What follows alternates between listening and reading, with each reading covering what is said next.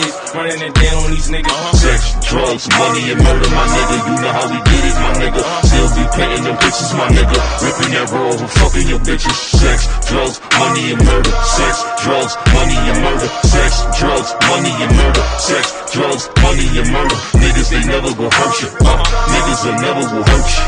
Sex, drugs, money, and murder. Sex, drugs, money, and murder. Got the tracks right, understand how to get that. Ran down on them niggas with a flip back, new and them. It had diamonds in the middle. And I told Jacob, I was like, yo, Jacob, I want to do diamonds on the whole watch. Oh, so you the first dude that in rap that did the bust down? I think Puff got his before me because he had more money. I was paying mine and, you know, go do a show. Doing increments. Yeah. I was, and we're going to get to that too because that messed up a lot of my relationships because I was such a great flexer. People thought I had money before I had it, but we'll get back to that. Yeah. But I once I got the Rolex, and I was like, yo, this is crazy. Now, when he said those are Rolex diamonds, they were still real diamonds. It just wasn't factory. Like everybody wear today. They wear bust down, but they don't come from Cartier. So at the end of the day, that's what Hov was talking about. Yeah, he was talking about me because at that time, I don't think nobody saw nobody get that flamboyant with the Rollie. Right. Those ain't Rolex diamonds. What the fuck you? Instead of all the history that was left out. You know what I'm saying? Because what he came up here and said was very reckless. Oh, did you give him 5,000 though?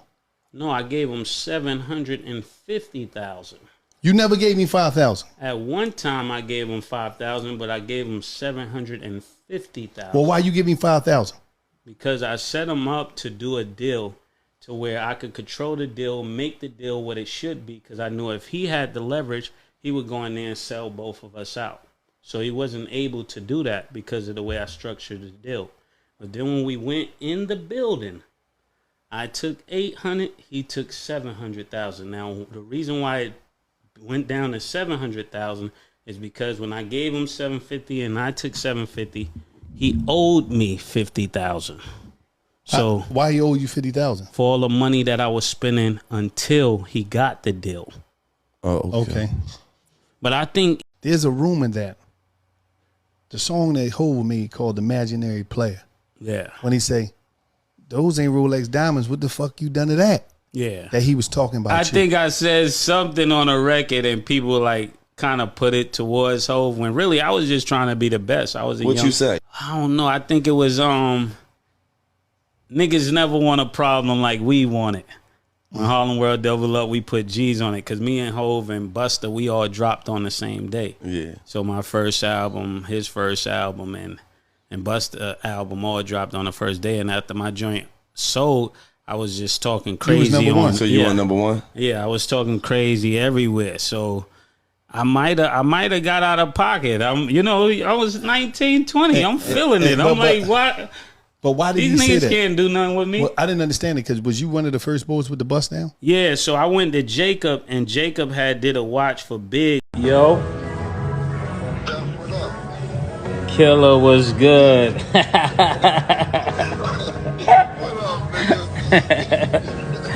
Where's Mr. Petty at these days? $5,000, man. Nigga ain't shit. 5,000. Diddy 2.0. Know why niggas playing around, man? My billionaire son Kanye, nigga, gave me these right here, man. Look at those, man. Red Octobers, man. I got a billionaire son, man. Stop playing with me, man. Yeezy, man. I got my Yeezy from Yeezy, man. I might make a song right now. You know I talk crazy in my Yeezys. I know all y'all want to know what happened. I had to call my brother, Allen Iverson, to find out if it was true. My man really beat him, man. Really beat him, man. The footage is here, man. So I just told my brother, I need $10,000 for this footage, or we going viral with it. There go the money, T. Now that's my footage. Let me get my footage. There, drop it. Receipts. Salute, ladies and gentlemen. It's your boy Bullets Guy. You already know what it is. Back. We back again. We back, we back, we back, we back, we back. I remember the days. Come on. Louis the 13 is my kryptonite. Shh. Don't miss my flight. Come on, son. That was my joint. 1998. Was it 98 that joint came out? I remember. That record had... It was on tilt when that record came out. Black Street on the Hook. Mase. Dope record. Now, let's get into it. You know, I wanted to really talk about this Mase interview. Shout out to Murder. Shout out to Murder. You know what I'm saying? Shout out to him. Shout out to Gillian Wallow. $1 million worth of game. Great interview. I was the last interview I seen Mase do. Besides the one he did with M. Rec and them. And, you know, the Clubhouse joint. The last, and the Angie joint, the last real interview I seen him do on a podcast would have to be the joint he did with Elliot Wilson and B-Dot. And that was on Rap Radar. And that was the last joint I saw Mase really do. And this joint, he touched on a lot. You know what I mean? He spoke on a lot. He gave Kim his flowers. You know, he gave a lot of gems. And he spoke facts. A lot of dudes don't know, like, Mase was that dude. After Biggie died, Mase was that dude. Mase, I tell niggas, from 97 to 99, Mase was that dude. Every dude modeled they flow after him. Whether it's Kanye, Fab, early 50, M even said he was his favorite rapper. Come on, Jay-Z took his style a little bit. Let's keep it real. Pusha T. You know, a lot of dudes modeled themselves after Murder. You know what I'm saying? I always say it's a Mount Rushmore in Harlem. Max B, Big L, Cam'ron, Mase. That's the Harlem. That's the 3 Harlem Mount Rushmore. Every rapper after them modeled themselves after those 4. If you come out of Harlem. You know what I'm saying? And them 4 was the big 4 out of Harlem.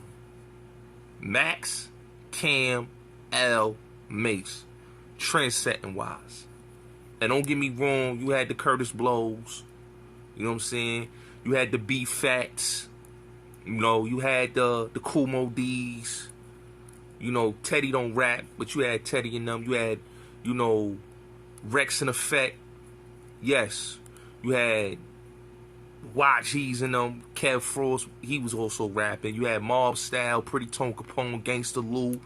You had all of them.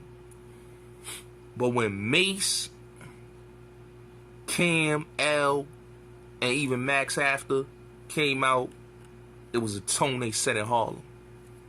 L set that tone in 92, 93, 94, 95. And then Mase set that tone 96, 97, 98, 99. And then Cam picked it up after Mase 99 going into 2005. You know, and then Max B picked it up 2006, went on a run into like 2010. He had the wave. So I always say that Mase set that tone. You know what I'm saying? He was the first dude to come, you know, he sold like 3 mil. I think it was 3 mil, 3 to 4 mil he sold on Harlem World. First nigga to go extra platinum. Like, he went extra platinum, he went 3 times platinum. You know what I'm saying? When it come to like rappers wise. You know what I'm saying?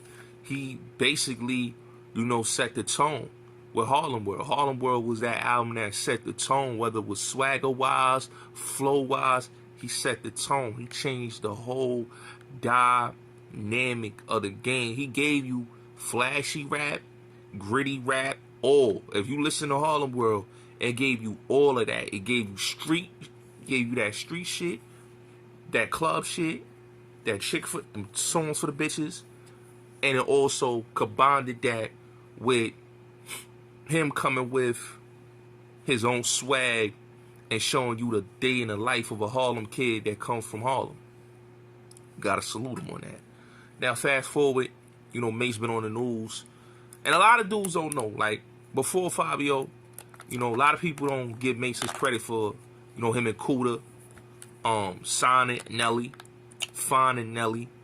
Dudes don't know that around the time he was, you know, in the church, he was getting them country grammar checks off of that album. That first Nelly album, you know, him and Kuda, they was eating lovely off of that. You know what I'm saying? So Mase ain't never been a dude that was pressed for dough because he was a businessman and he was smart with his business. A lot of dudes didn't even know. They always thought it was just Kuda. But a lot of dudes didn't know that Mase was still in the rap game. Still getting checks off of country. When Nelly was popping, Mase, because if you look at it, Kuda had the company.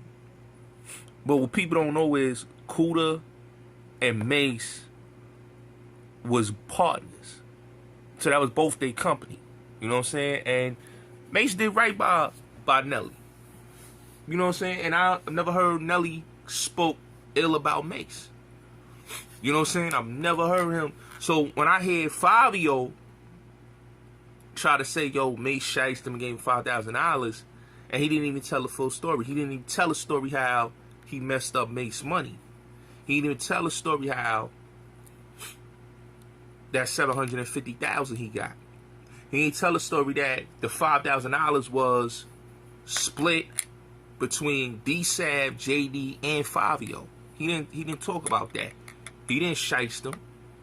It was basically business. He invested in him.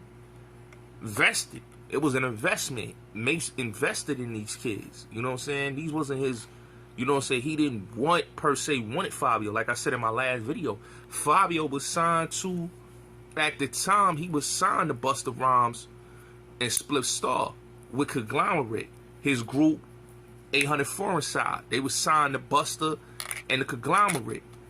Nothing went with that. So after that, I think they had, the deal didn't go through, or he got dropped, or whatever happened with that situation with the Conglomerate. He started linking, like I said, attaching himself to the young boy energy, which was Cool to Be, Famo Banger, D-Sab, and JD. Now, if you look at Fabio Foreign, you know what I'm saying, and you look at what he was doing, you know what I'm saying, he basically try to front and try to lie. Why lie? Why lie on a man that didn't rob you? He basically gave you a blessing, helped you out, helped your career out, and he don't get his money through you. He get his money through Columbia. So he don't have no more business with you. Why you couldn't be respectful and just say, you know what? Yo, this was business, and this is how business went. But don't try to come for a dude and then get on the interview and say, yo, Mase did me wrong, I was signing a bad deal. No, you wasn't signing a bad deal. It was business. You didn't read your contract. If the nigga would have read his contract, he'd know what it was. Mase was the investor. He invested in dude, and it was an advance. That was his first advance money.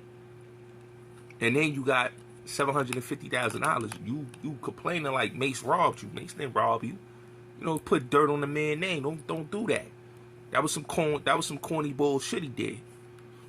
You know what I'm saying? That was some corny bullshit because Mase a good nigga.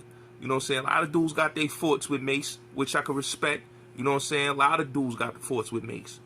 But on a business side, he didn't scam him. He didn't rob him. He ain't doing dirty. It was business. Business. You know what I'm saying? And Mase had to, you know, show the paperwork and address that. Because dudes try to make it seem like, oh, this dude, Mase was, oh, he shiced him and all that. Nah, man. Let me show y'all that I didn't shice this kid. And that's what Mase had to do. Now, as far as everything else in the interview, you know, he talked about his beef with Jay. I ain't gonna lie, you know, Mase, when niggas don't know, right, imaginary prayers, right? He was talking about Mase. He was talking about Nas. You know what I'm saying? He said, you got these rap cats acting like they slung packs. He said, damn, Playboy, what the f is the Hummer at? Those ain't Rolex diamonds. What the f you done to that? He was talking to Mase. You know what I'm saying? And he was talking to Nas. So he was dissing Nas on Imaginary Plays, and he was dissing Mase. Jay was hating on both of them. Because they was two of the hottest niggas in the city at that time. They was the top dudes. Like Mase and Nas was on everything. Especially the R&B records. They was them dudes in the 90s. You couldn't touch Nas at that time. You couldn't touch Mase at that time. They was the most popular mainstream rappers in that era. Around that 90s time, they was the dudes. They was the dudes. And that's who Jay went at. You know what I'm saying? And don't get it twisted. Mase was that dude. Jay was not touching him. I don't care what niggas say about Ride or Die.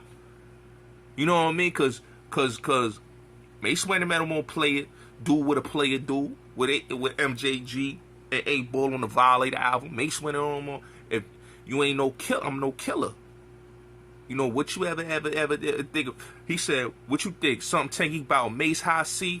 You want blood to cock Nick Cosby? Or why you? Better yet, how you? With a light-skinned nigga that turned sky blue. It was all summer long, you been ducking Pyru. Or half y'all cats are scared to blah blue. Where Mase should rival, take and hide you in the lake, they find you. Come on, my nigga. Mase was talking.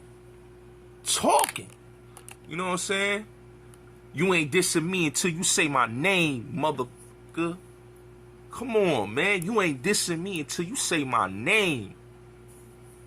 So Mase was going at it with Jay. Hard body. And Jay wasn't messing with Mase. Especially at that time. Nobody at that time was seeing Mase. Nobody at that time. Because he had the streets and he had the clubs. And he had the radio. And he had the chicks. So if you got all of that combined, you that dude. Son was that dude. The swagger was different. He was doing bust, like he said, he was the first dude doing the bust downs before dudes was ever doing bust downs. Mase was doing bust downs like crazy. With the rollies. Like he was busting his rollies down. Like with the diamonds on it and all that. Like I would say Mase was the first dude I seen with the bust down rollies. Like, he was telling dudes that on that Cardan joint, time is money. Like, he said, yo, you know what I'm saying? He's talking about going to Jacob, you know, and get his rollie bust down. Like, dudes wasn't talking about bust down rollies till Mase got in the game. So he set a lot of trends, man. And smashed a lot of chicks. I always say, like, there's only 4 rappers, and I say that bag every chick in the industry. You got Mase, Fifth, Nas, Pac. Mase, Fifth, Nas, and Pac. They bagged all the baddies in the industry. Straight like that.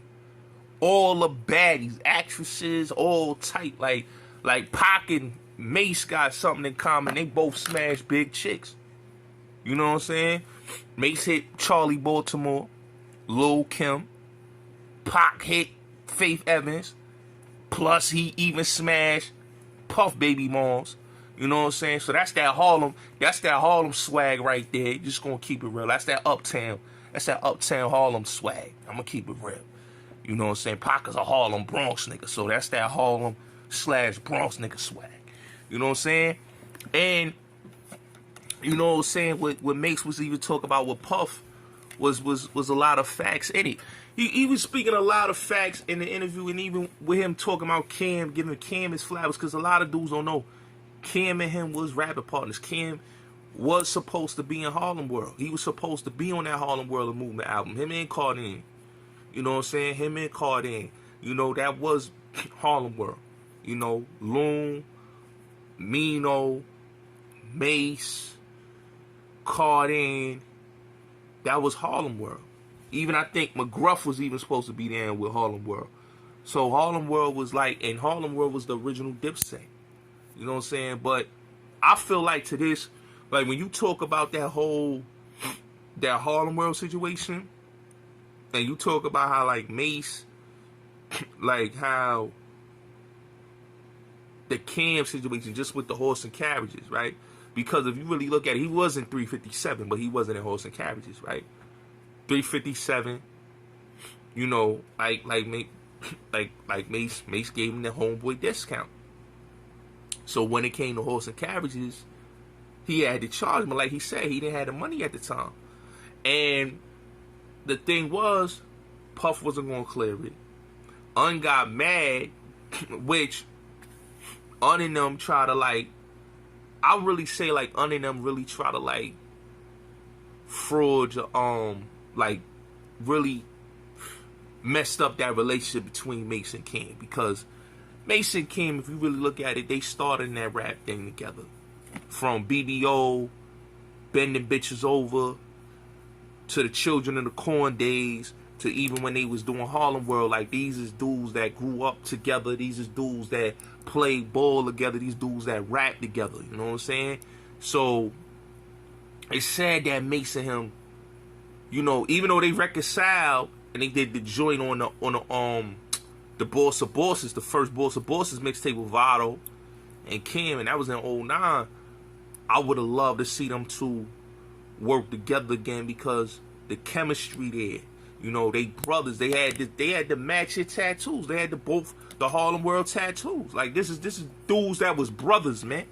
You get what I'm saying? They is brothers. I look at Cam and Mase relationship more like brothers. I feel like the Jim and Cam relationship is not like the Mase relationship, because Mase grew up with the nigga. You know what I'm saying? And Jim feel like it was like that was a forced, to me it's like a forced friendship, because he not from Harlem. Two, he didn't really grow up with Cam like the way Mase grew up with Cam. You get what I'm saying? And I always felt like Jim was like, he was like the replacement of what that Mase and Cam relationship, because you gotta look at it. It started with Mase, Cam, Bloodshed, McGruff, Big L and them. You know what I'm saying? That's the whole team. That's the original team right there. You know what I'm saying? And that's how these dudes was brothers, man. You know what I'm saying? And I'm happy that Mase gave him his flowers, man, because like I said, you could still see it. Like, Cam always big up Mase, you know what I'm saying?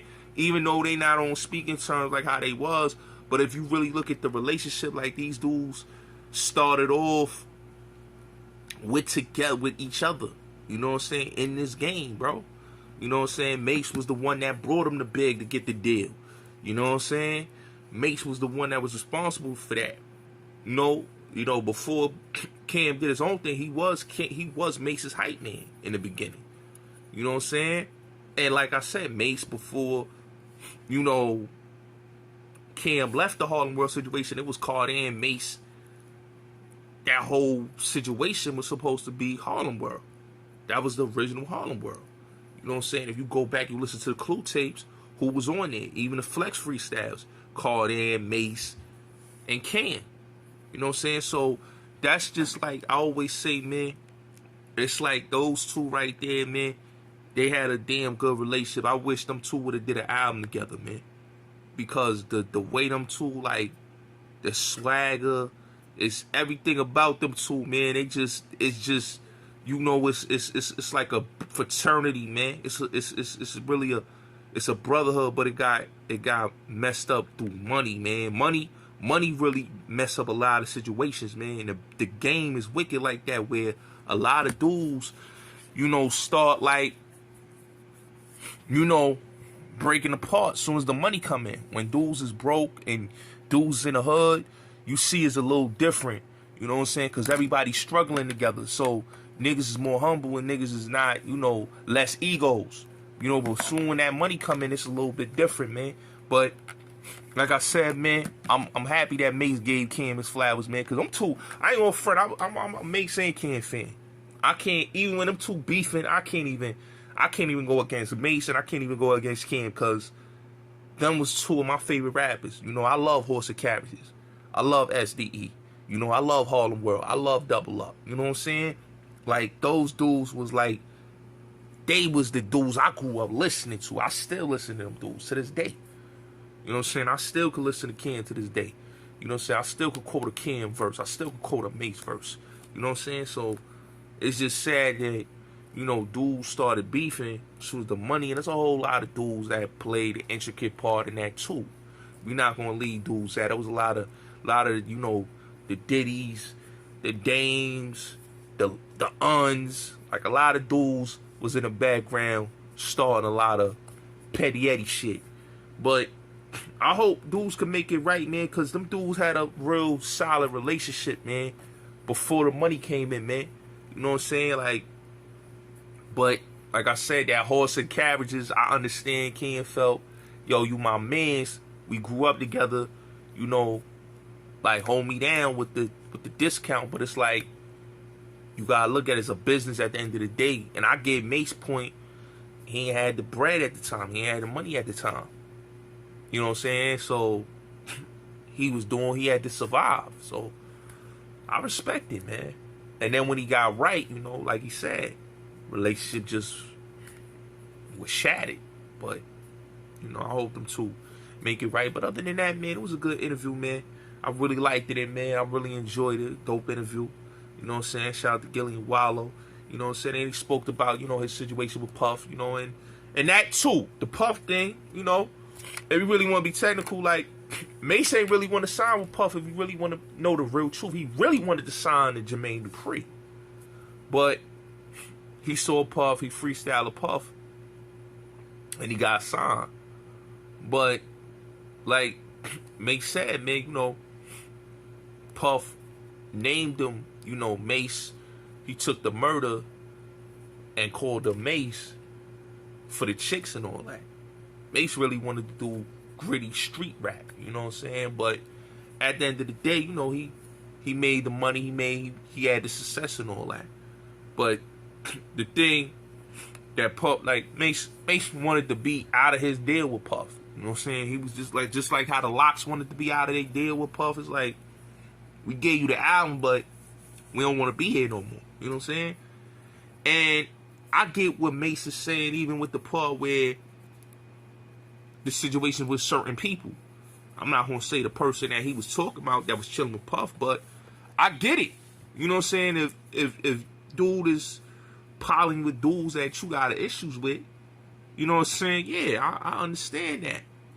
I understand why Mase would feel the way he feel, because it's like, yo, I'm cool with you, but you doing a lot of funny shit, and I don't want to be around that, and I don't want to be around you because you moving funny, you moving wacky. And I get, you know, Mase's point of view, because him as a man, he just letting it be known, like, there's a lot of funny BS around him. You know what I'm saying? And if you really look at it, like, Mase been with Puff since 9-6. He left Puff, and then when he came back in 2004, he went back to Puff, but then he left Puff to go with G-Unit. You know, Mase, he blocked the deal with G-Unit where he was going to make a lot of money. Puff ain't want that to happen. You know? Like, even back before he retired, like, him and Magic was doing business, and Mase was about to be a whole entity in the game, because Mase started to learn the game more, and he got more advanced on the game, and he was, you know, and Mase not a dumb dude, he know business. And that's the thing that I think Puff wanted to see him as number 2 and not number 1. You know what I'm saying? And, you know, Mase is a dude selling all the records. He doing everything. So he had every right to say, yo, I'm ready to bounce. You know what I'm saying? I'm ready to bounce. I'm ready to do my own thing, and I'm ready to bounce, which Puff, Mase was right. You know what I'm saying? And I feel like, you know, Puff doing the things that he doing, it's not cool, but, you know, that's Puff. Puff is a paper gangster. You know what I'm saying? He's a paper gangster. You know what I'm saying? And he played a paper gangster game with dudes. But it's like, yo, it's a business, and we about business, but don't be a shiesty individual and try to do a dude dirty. You know what I'm saying? Let's just, get that man his get that man his stuff. Get that man his rights to his business, and let him do what he do. You stopping this man bag, and that's the thing that that gets me about Puff. Like Puff. Not to say that Puff, Puff do right with dudes later on, but it's like it take the dude gotta call you out for you to do right, and that's why I feel Mase on what he's saying. Like I gotta call you out, and I gotta diss you, and do all this just so I could get, my bit. Like you messing with my business, dog. Like I don't want to do this, but you making me do this because you playing with me. And I get what he mean. I get what he's saying, and a lot of dudes don't understand it because they don't understand the deal. They don't understand, like, back then, Puff had like an 8 deal. His deals back then was like 8 deals. Dudes was signing the Bad Boy for like 8, I think it was 8 deals, I think it was.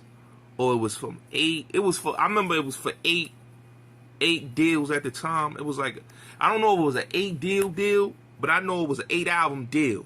It was an 8 album deal, 8 album deal that Puff had. And, he was giving dudes the money for the deal. They was getting money, don't get it twisted. And he was getting them cars and cribs and all that for Bad Boy. But it was an 8 album deal, so he kept them dudes over there for like 8 albums. And dudes wanted out. And I get Mase what he was talking about, like he didn't want to be there no more. And that's understandable. But salute to Mase, man. Salute to, Millions Dollar Worth of Gang, Gillian Wallow, dope interview, and you already know what it is. It's your boy Boz Gotti. Salute. And salute to Mase and Cam squashing their differences, man.